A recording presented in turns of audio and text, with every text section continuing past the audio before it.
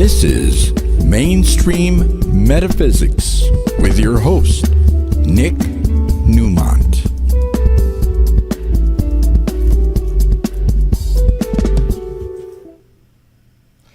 Hey there, welcome to Mainstream Metaphysics. I am Nick Newmont, coming to you live from the studios of Conejo Valley Talk Radio in the heart of Westlake Village. And we are on the Newmont Consciousness Network. Oh my God, what a mouthful. Welcome to the show. This is our pre-4th of July show, and a lot to talk about because the country has a birthday. And if you could see from the overhead, I have got charts all over the place. Of course, that's what the captain of the minnow said on Gilligan's Island, and you know what happened to them. So back there laughing, you can hear the gravelly voice of Ed Hunt himself, producing and directing the show. Hello, Ed. Yes, I am flying solo tonight. Yes, Captain. But the skipper.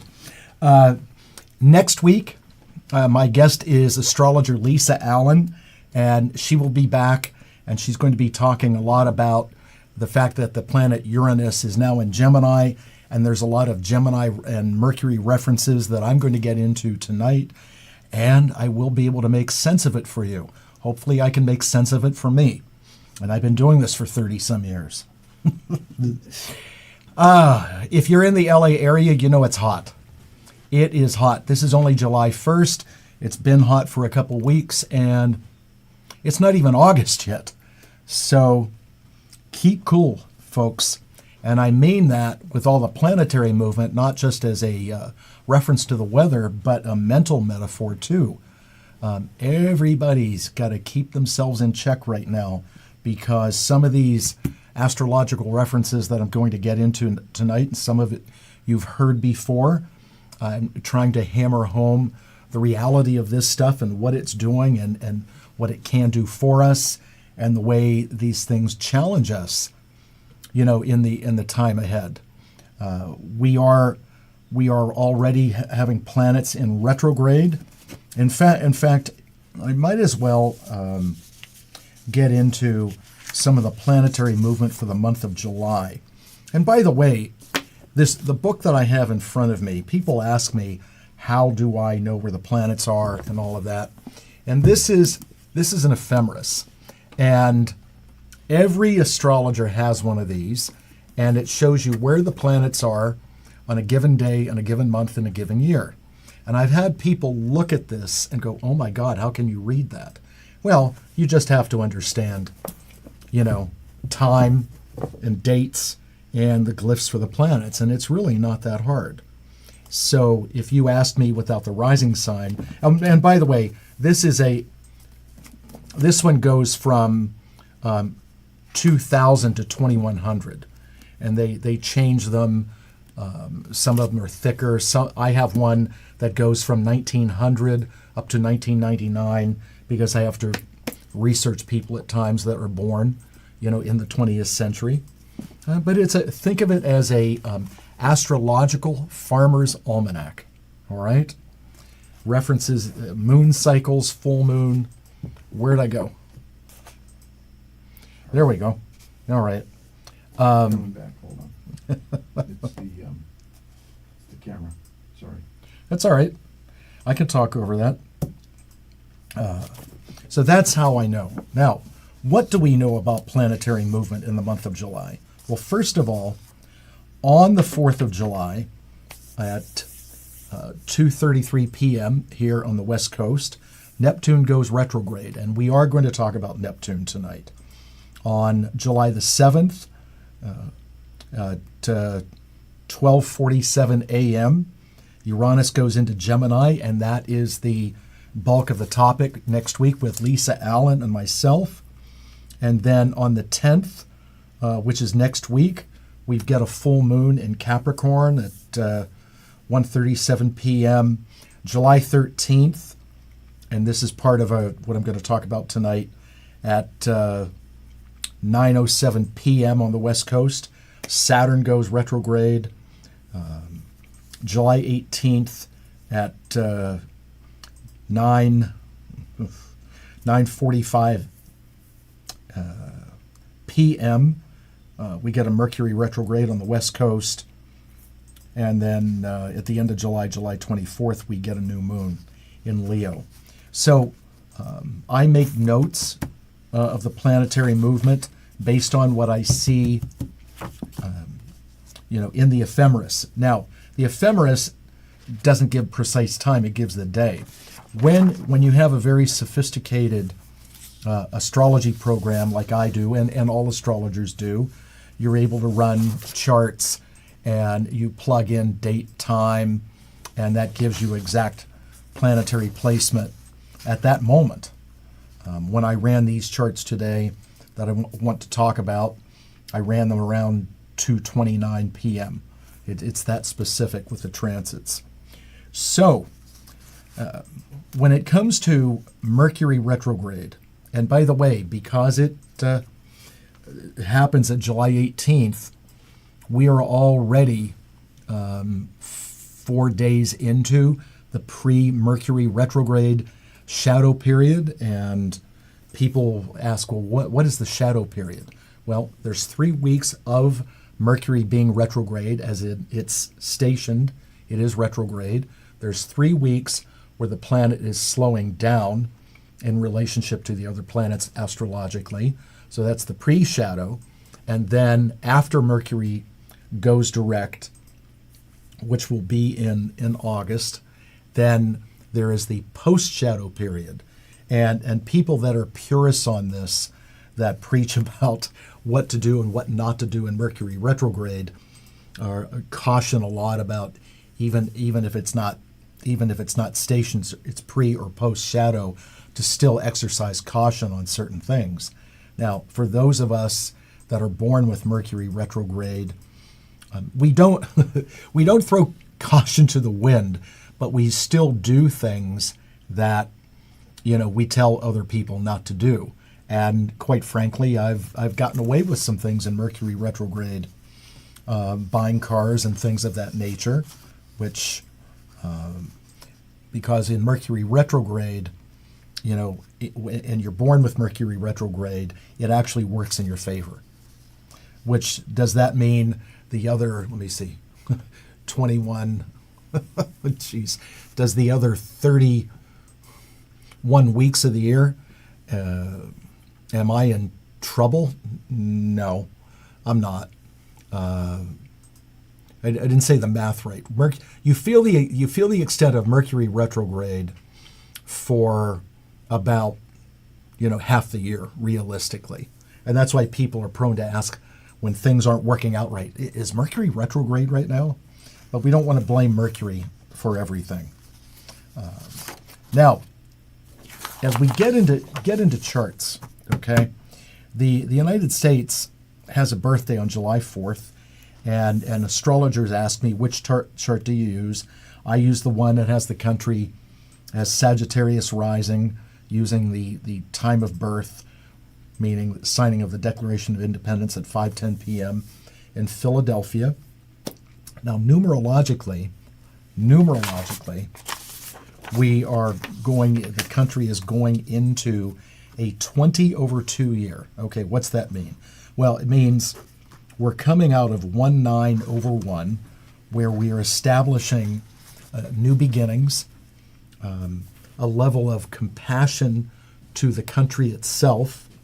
But when we go into the 20/2 coming up, what's going to happen is that we are going to have somewhat of a realignment of partnerships. And this shows up in the astrology of the chart too. Not only the transits, but also the solar return chart of the country.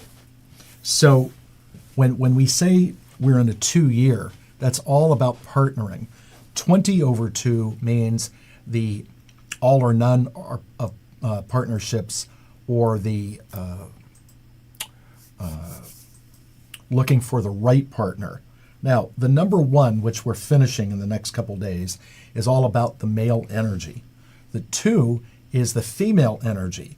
So this means that there is a softness that comes into play with the country. The sun in the solar return chart is in the 6th house, which means that we take a compassionate approach to our, let's say, countries that are our teammates. The rising sign of the USA solar return chart is in Aquarius, which means that the concept of independence, which is what this country was founded on, is very present. So it's going to be a year of, with Mercury in the 7th house, a year of negotiating. And again, a solar return chart, doesn't supersede the transits, but it is a theme for the year ahead. Now, in the transits itself, the country, the planet Jupiter is sitting right on top of natal Jupiter. And over the next several days, it's going to go into a perfect alignment. So transiting Jupiter on top of the Jupiter, a Jupiter return happens every 12 years. So the country is returning to a form of abundance because Jupiter is growth, luck, money, expansion. This is a very good thing. And as Jupiter moves in the next couple weeks into the 8th house, which is the house of investments, the United States becomes a good investment, and money moves and flows. So we are, as we sit here right now, what we are looking at is the United States coming back into a good time financially. Not just the country flowing in terms of making money, but also in investing in things that are USA become very good, very strong. So again, whether it's in the chart of an entity like a country or a business or your own personal chart, when you have a Jupiter return, you're going into a new money cycle. Everything is refreshed. So this is really good news for everybody, all of us looking at this. The country will get a Uranus return in 2027, I believe, which means at that time, big changes coming all of a sudden. The Neptune-Saturn alignment that I've been speaking about for months now occurs in the 4th house, which is the house of home. So there's a lot, in this land, the United States, that's going to be brought to light as truth, and we will see what we need to see. And then down the road we get into next year, into 26, then the country gets a Saturn opposition. But there's a lot that's going to happen long before we get into that. And when we go back a couple years ago into 2023, we had the Pluto return in the chart of the United States. So, and Pluto will be in the house of money in the United States chart for about another 7 years. So there's these continual transformations of money when it comes to what's going on in the country.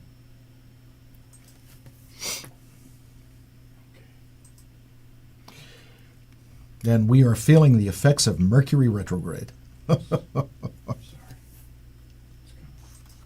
So a lot to look forward to. A lot of changes coming.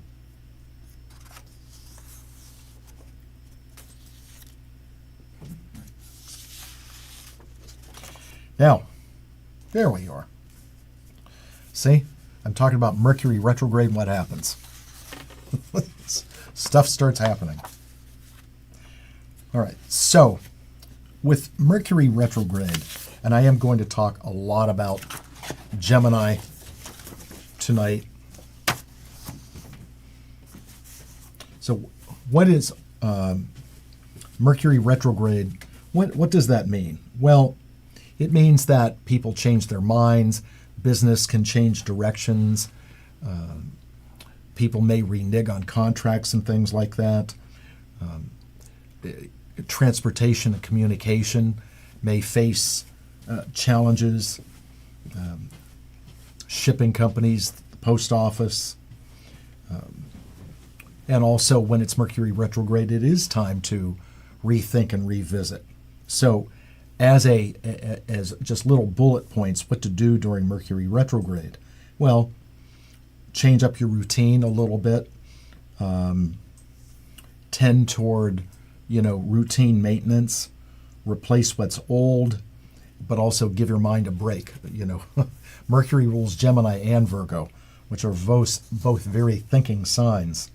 Now, what do you want to stay away from during Mercury retrograde? Making major decisions that could have a long-term impact, not paying attention to the warning signs along the way,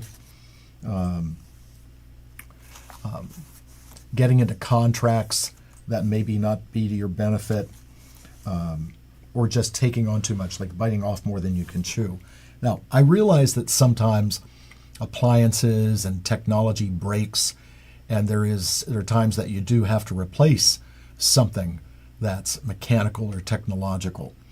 One of the things that you want to make sure you do if you have to buy something in Mercury retrograde is get the warranty. Okay?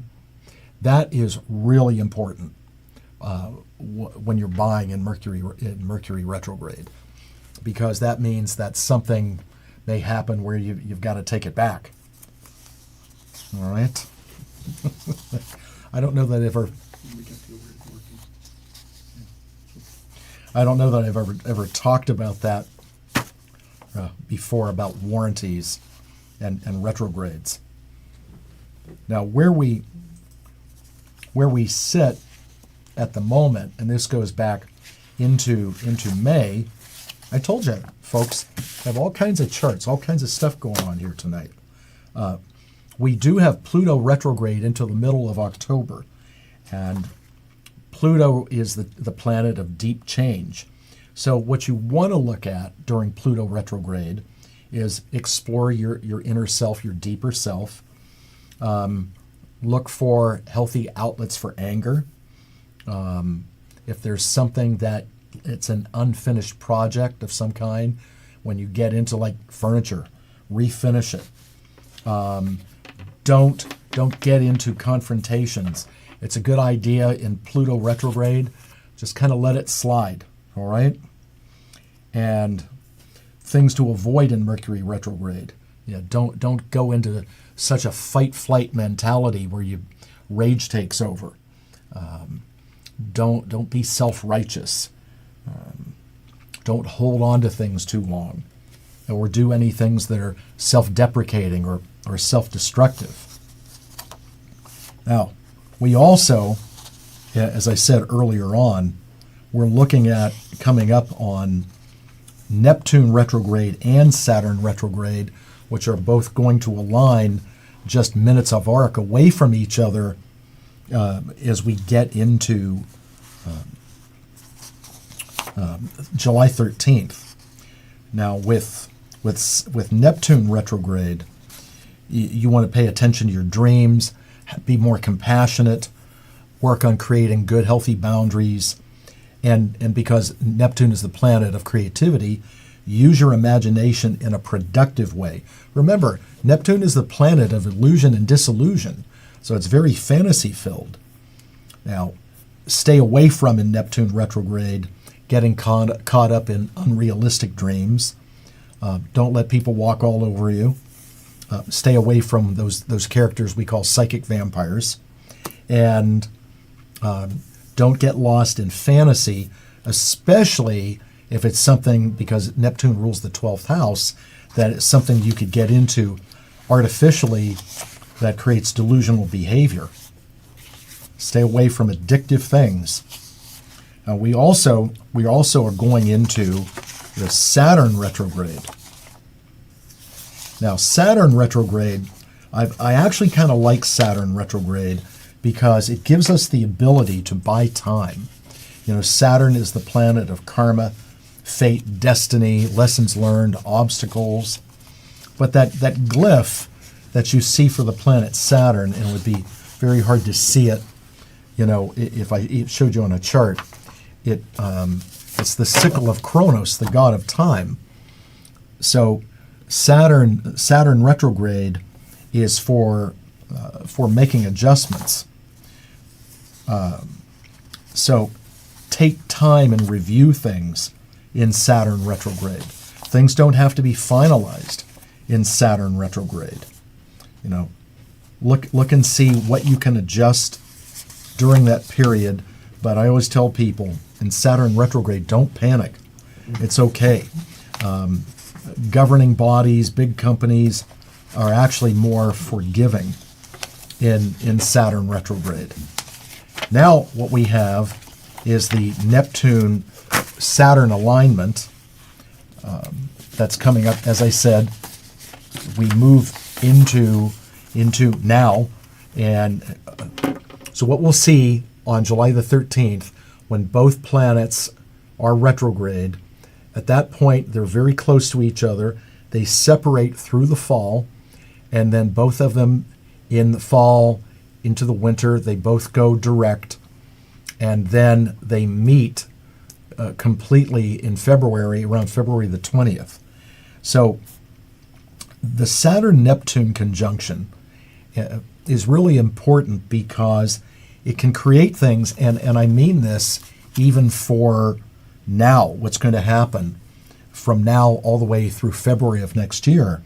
These are things that are going to come to the surface where, and I'm going to say something that I don't normally say. This can be very biblical, some of the shifts that we're going to see and the revelations that are going to take place, bringing things to light that have just been buried. And you're going to see a lot more of people digging deep on things, looking for truth, looking for answers. And sometimes those answers may not be to, someone's liking, but that's what's going to happen. As I said before, the last time this occurred, and we got into 1989, where the Berlin Wall came down. And by the way, when Neptune and Saturn align, it doesn't mean just at that moment are these things going to come out.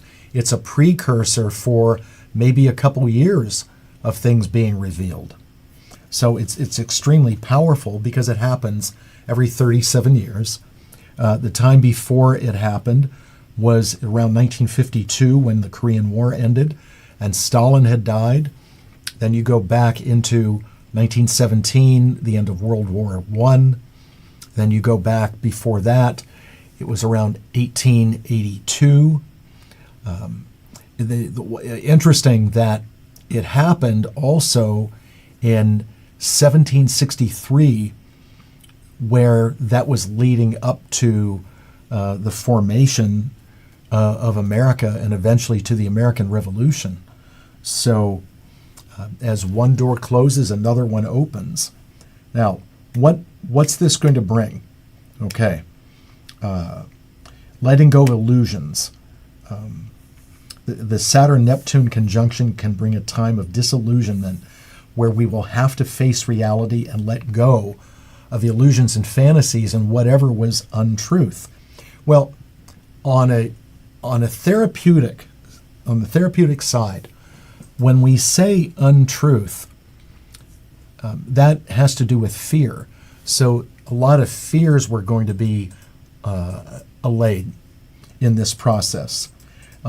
The time ahead will be challenging, but it will allow us to see things as they are and move forward realistically. This has to do with building new structures. So there's a tearing down of the old and building the new. This is a time to set new goals, create new habits, and establish new boundaries that align with your values and aspirations. So this is a moment for you to take a step back and go, wait a minute. Because Saturn is reality and Neptune is your dreams. So I would take time as we're moving forward on this to sit and think about what you really want. And maybe do a vision board, write affirmations, and whatever wasn't working to this point, is there the possibility that it couldn't work? Were you asking for the wrong things? Or were you not dreaming big enough, going into this? So really look at what it is you want to create. Neptune has to do with the depths of our soul. So you find your spiritual path in this time. This is a time to connect with your spiritual side and find a deeper meaning in your life. So meditate, seek out mentors that can help you get in touch with your spiritual self. Meditate, go to yoga, look at different kinds of practices that you're comfortable with. Also, reconnect with nature. Neptune is associated with the natural world. So connect with that, find the beauty in nature. It'll help you find peace and clarity. So while the Neptune-Saturn conjunction can be challenging, it also offers growth and transformation opportunities. So how do you prepare for this? Well, one, it's good to know your birth chart. Having a reading with an astrologer is very profound at this time. Practice some self-care. Take care of your physical, emotional, spiritual well-being. Rest, exercise. You may find that you've got this energy that you need to use and blow off some steam. Look at your values. This is a time to reflect on what I like to call intrinsic values. What's important? Assess your priorities and make adjustments so you can align with your beliefs. When I say your beliefs, have you been going along like you're on a treadmill and just doing this because you have to do whatever this is, but you have beliefs over here that are not connected to what you're doing? Take time, take a step back and look at, wait a minute, I've been on this occupational treadmill or whatever it is, and this isn't really where I want to be. Well, this is your opportunity to make those adjustments. This time can create a certain amount of confusion or uncertainty. This is a moment where people may find it challenging to find where they fit in the world.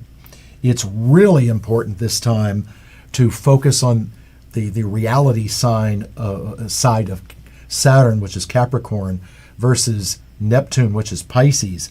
Be grounded, all right?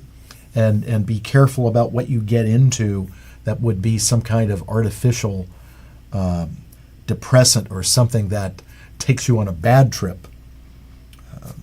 On a global side versus a personal side, this is going to bring about a lot of changes in politics, finance, economics, investments. This is turning things and churning things to create a lot of change.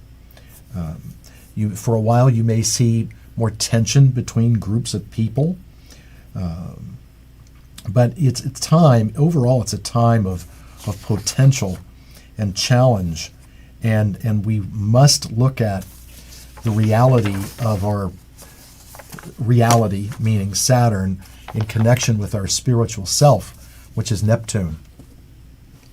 These events like this, when planets align every 30-some years, really do make an impact. And if you recall, going back 6 years ago, in 2019, many astrologers, we were talking about how 2020 was going to look, and it was going to be very challenging because of the Pluto-Saturn alignment, which is a very cold alignment. It doesn't care, and it was in the sign of Capricorn. And we all know what 2020 really did look like. It wasn't fun. This is not going to look like that, if you're wondering. It's going to bring things to light in such a way that we go, oh, okay, so that's what's really going on. And I'm very comfortable in saying that part of it is too that there are people that only look at this reality where it's touch it, taste it, feel it, smell it, that's all that exists, versus people that have been looking at alternative things and alternative realities, or things that have been sort of underground. Those things are going to bubble up, where everybody will see those things as realities. So is it a little bit of hold on for the ride? Yeah, it is. But not like you're going to Magic Mountain and ride roller coasters all day. It's not going to be like that. In fact, if anything, it will allow people to see things in such a way to sort of calm down and think about, oh, okay, now I can move forward because now we see what's really happening. Now, as I said that, next week, Lisa Allen is going to put a lot of focus on Uranus and Gemini. And with Mercury retrograde, Mercury rules Gemini, I want to talk about the effect and positions of Gemini in a chart, especially people that are born with 10th house Gemini. So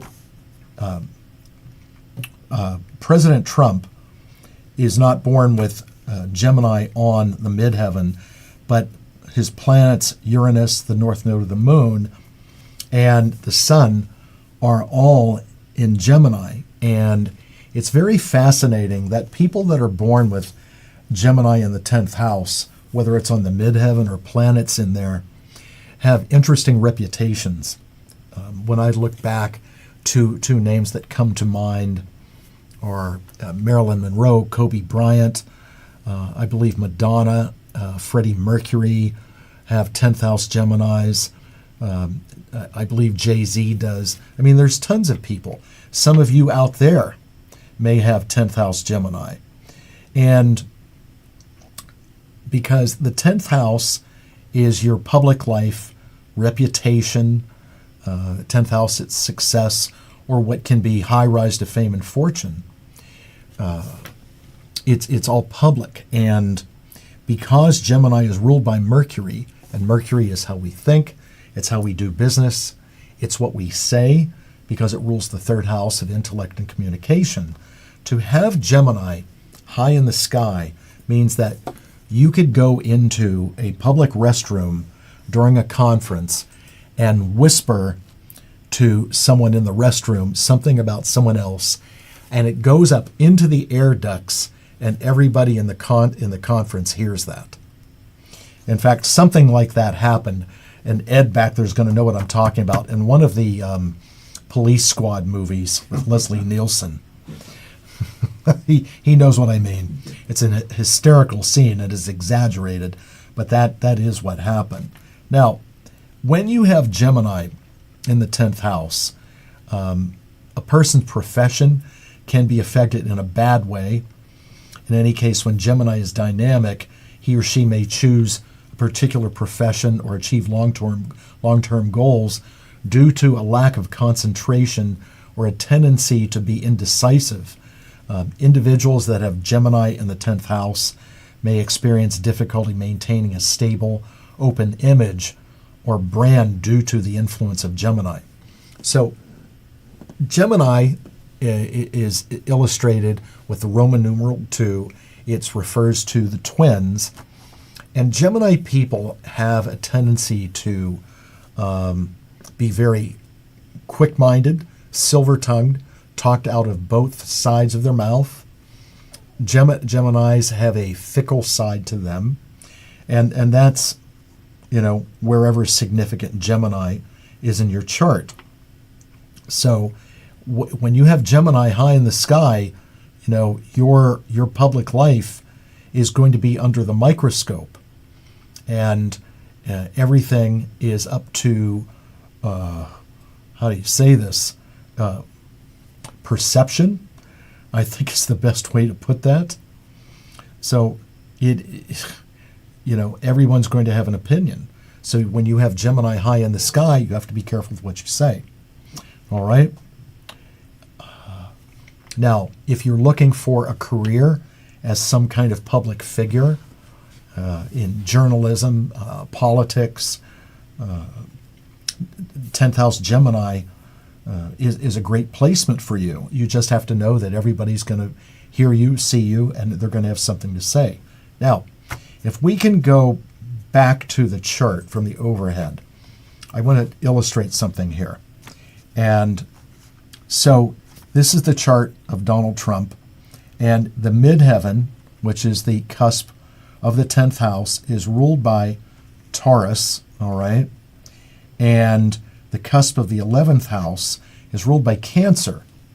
And what you see, and this is rare, that in the middle of the 10th house is the glyph for Gemini. So Gemini is not ruling the 10th or the 11th house, which means that it skips.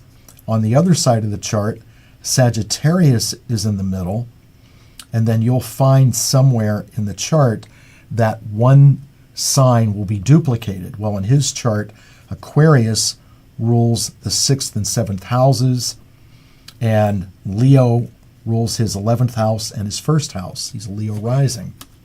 So what does this mean when a sign is in the middle and not ruling a cusp?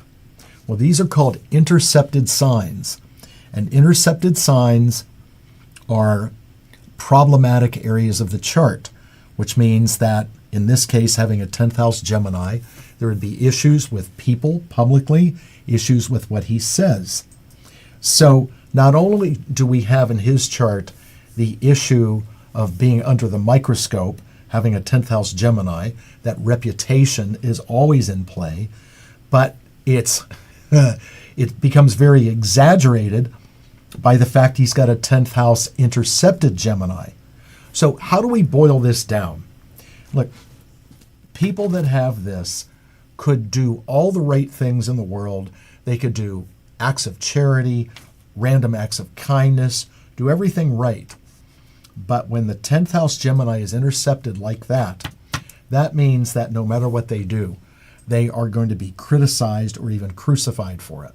So for me, I don't have that. I would not want that, because it just means that no matter what you do, people are going to find fault with it for the most part. And because we have intercepted Sagittarius in the 4th house, this would have to do with how people see. He would have growth, abundance, generosity to family. Well, let me say that in better English. He would hardcore be accused of nepotism with something like that, amongst other things. So it's a tough challenge to have in the chart, to have not only Gemini high in the sky, but intercepted Gemini.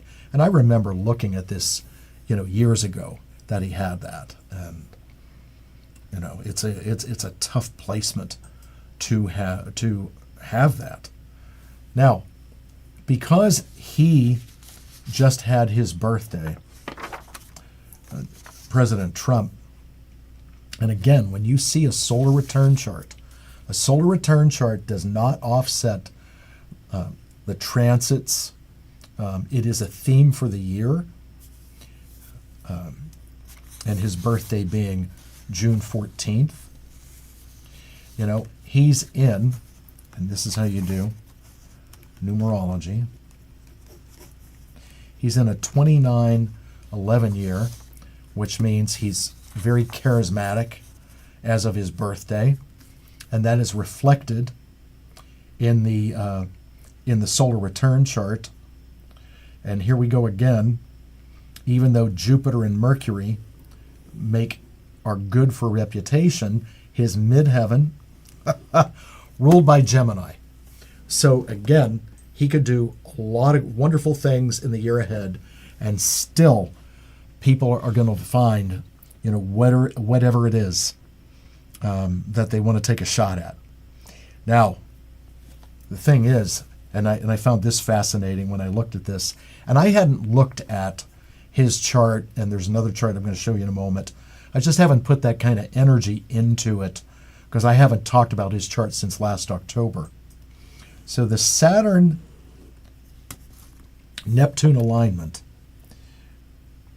as of his solar return, they're only a degree apart, and it's in his house of contracts, partnerships, alliances. And so he's going to bring truth to individuals, but more so leaders of other countries. And he'll do it in a Neptune way, as kind as he can, but Saturn as firm. And so what you're going to see is sort of a shift of alliances in the next year, but also bringing truth to it. Let me say that in better English. What we will see over the next year in his chart is maybe countries that we thought were our allies are not, and countries we didn't think are our allies that are. So there's going to be some eye-opening things that take place. Because the planet Saturn is at 1 degree of Aries and Jupiter is at almost 1 degree of Cancer, so as he moves forward, he'll move forward, but he'll have like blocks on his legs because there will be opposing forces that try to make things go slower than they do, but he'll still move forward. Very fascinating, but the most important thing to pay attention to in his chart is the Saturn-Neptune a conjunction in the area of partnership and agreements.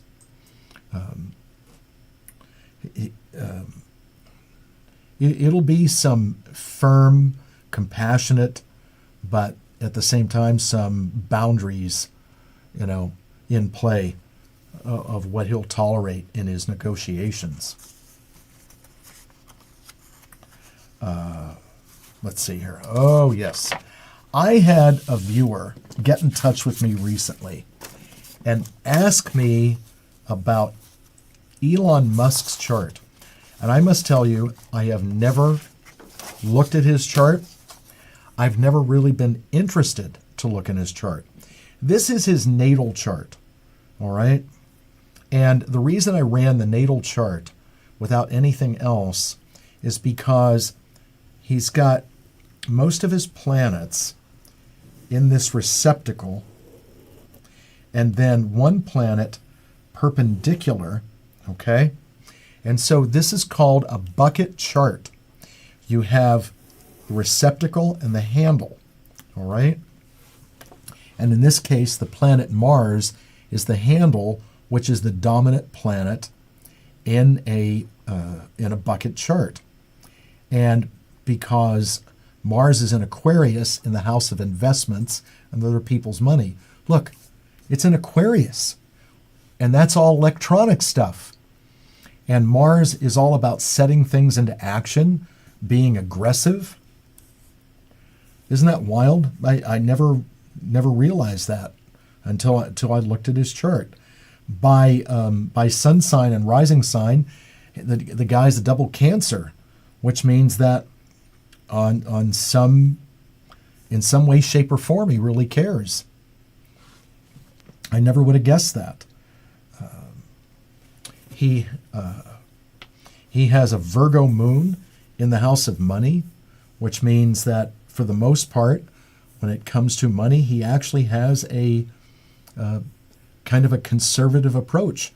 Virgo moon is the thinking moon, head in your heart, heart in your head. So is it a warm and fuzzy placement? No, no, it's not. Now, when we look at his transits and progressions, and his birthday is June 28th, so he just had a birthday. When we look at the Saturn-Neptune conjunction that's coming up in his chart, it's in his 9th house, which means he's going to have to come to terms with what he believes. He may have to look at things differently coming up. There may be things that the 9th house is not research and development or anything like that.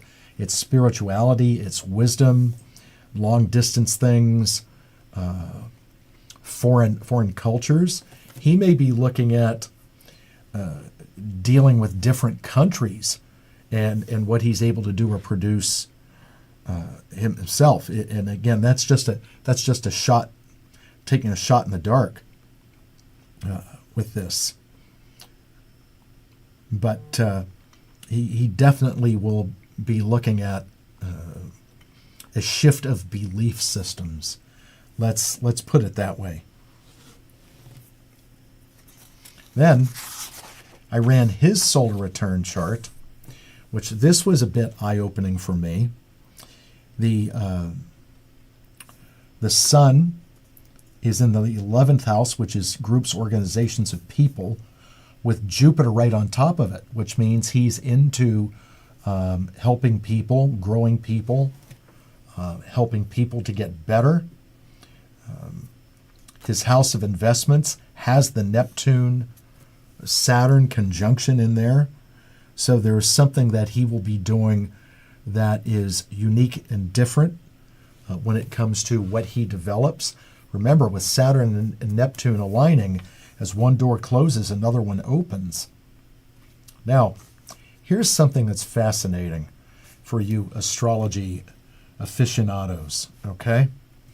The planet Pluto is on the opposite of the ascendant. It's on the descendant, okay?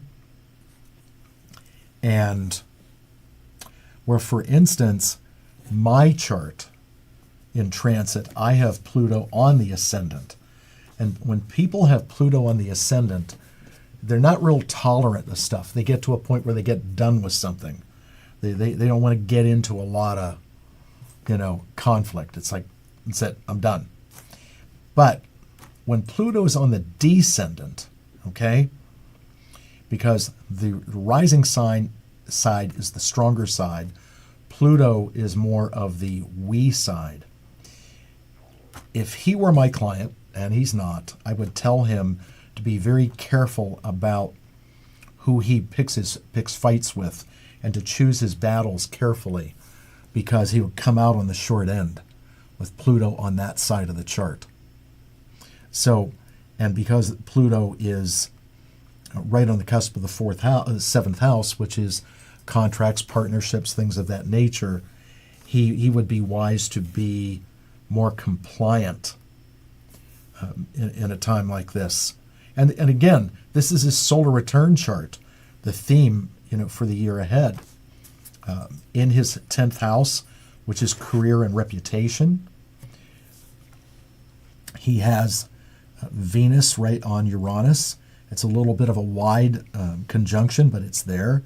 So there's a big shift in terms of his reputation. And quite frankly, with Venus in there, he's actually looking good. So what this would mean with Uranus, which is sudden change, where there were people who thought less or ill of him prior to his birthday, that people start to see him in a different light. Because 10th house is your reputation. And it's in Taurus, and Taurus rules the second house of money, possessions, intrinsic values. So people are going to see him as having something to offer. He's got the moon on top of Mercury in Leo in the 12th house, which is his psyche.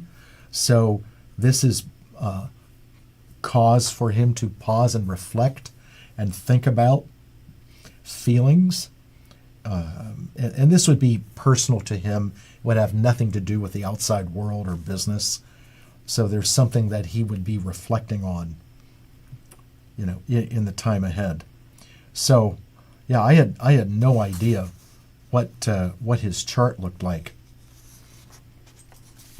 And like I said too, I haven't looked at Trump's chart, since last October. For all of us, the chart of the country, is very important, especially the transits. The fact that we have Jupiter aligning with itself, which means that there's a return to abundance, and Jupiter will go into the 8th house, which is investments. And here's the good thing, because Jupiter normally goes through signs every year. And what I'm about to tell you is beneficial to all of us, especially people that invest. So Jupiter heads into investments in the third week of July and stays in that area where it's strong for the economy and what people invest in all the way until the beginning of September of 2026. So we're going into a time of abundance in the United States. So look at your portfolios. Where do you feel that you can invest? Because something good is about to happen with money, and we continue with the transformation of Pluto in the house of day-to-day money. With the Saturn-Neptune alignment in the fourth house of the country, because the fourth house, is the Cancerian house naturally, there's a return to stability. What you will see coming up, and this goes all the way through next February, is the country will go from instability to stability. And we will return to it will look progressively like we're getting back to being the country that we would, could, should be. But it's not going to happen with a snap of a finger. It's going to take some time to do that. And it will take, once these alignments take place in July and then again in February, there will still be time, beyond that, where all of this is forming. You can see here that the progressed moon in the fourth house, that's that inner moon that drives us, has been in the fourth house of the country for 7 months and will be there for another 16 months. So this creates a feeling of more security.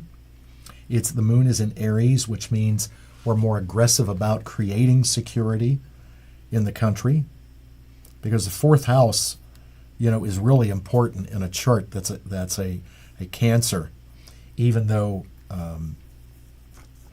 the Cancerian planets are bunched up here in the 7th and 8th houses. And that's why, with so much of that Cancer in the 7th and 8th house, why the United States, historically, going back into, revolutionary times and then into the, 19th and 20th century, was so big on, come, let us take care of you. Cancer is the mother figure. The Cancer mom wants to feed us and take care of us. So fascinating stuff. Now, with Lisa Allen here coming in next week, see, as we sit here, Uranus today is still in Taurus. It's at 29 degrees, 45 minutes of arc. But like I said, in a few days, Uranus goes into Gemini, which means things really shift. Uranus in Taurus over the past 7-8 years has really been to the benefit of women. I remember talking about Uranus in Taurus going back to, I think it was 2018, I believe, and how that would put more women in politics, more women as leaders in businesses. Now when we go into Uranus and Gemini, things are going to happen a lot quickly. We have to be careful that we don't fly off the handle with Uranus and Gemini. This is going to have a huge effect on communication with Uranus and Gemini, because Uranus rules Aquarius, and Aquarius has everything to do with technology and things like that, especially wireless devices. You're probably going to see some wild inventions in the next 7-8 years where Uranus is in Gemini. And also, Gemini has to do with transportation, commerce. You think we're doing business, e-commerce now, you haven't seen anything yet. And it will have an effect on transportation. You'll probably see a lot more, whether they're buses or trains or cars, vehicles that run on different kind of energy beyond electric or beyond fossil fuel. You're going to see all kinds of inventions and different kinds of communication devices. Whether it's your phone, whether it's your computer, they'll probably come out with, it's not a phone, it's not a computer, it's not an iPad. It's probably something else that's brought forward. So it'll be fascinating to see what Lisa has to say about that. For now, as we go into 4th of July, it's not just, the birthday of the country. It's a holiday that we celebrate. And, make sure that in the days ahead that you are safe. Use common sense. If you're going out to a park or going to a concert or let the professionals handle the fireworks, please. That's really important. Be smart in these times ahead, because we still have, a bit of residue from the events from a couple weeks ago. So, and take time to reflect on, this is a great country. Allow yourself to, really remember, especially those of us with gray hair, the good times that we've had in this country, and those good times can come back. This is the time in celebrating, the finding of this country and gaining our independence. And we've seen in history the pendulum swing one way, then come back the other way. Now the pendulum is coming back again, but we have to look for moderation. And with Uranus and Gemini, that's going to be interesting to see how how moderated things really are, and how that what Uranus and Gemini triggers in people, because that's a very rapid mind. The mind is Jim Morrison of the Doors said it so eloquently. Your brain is squirming like a toad. And that's what people's brains are going to do with Uranus and Gemini. You talk about people, you talk about global ADHD with Uranus and Gemini. So it'll be fascinating to see what comes up, along the way. But like I said, calm.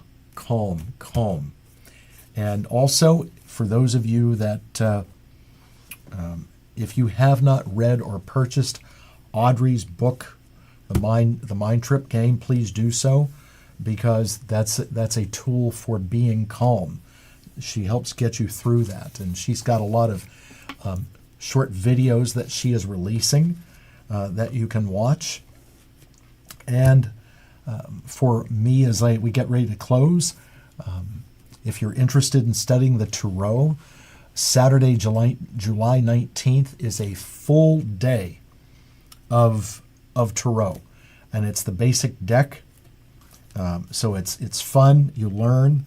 It's entertaining. And when it comes to entertainment, I want to point out that this past Saturday, Audrey and I went to see someone that's been on our shows. We went to see Mia Mormino, singer and performer, who's so talented, at the Viper Room, and it's fun to watch her perform.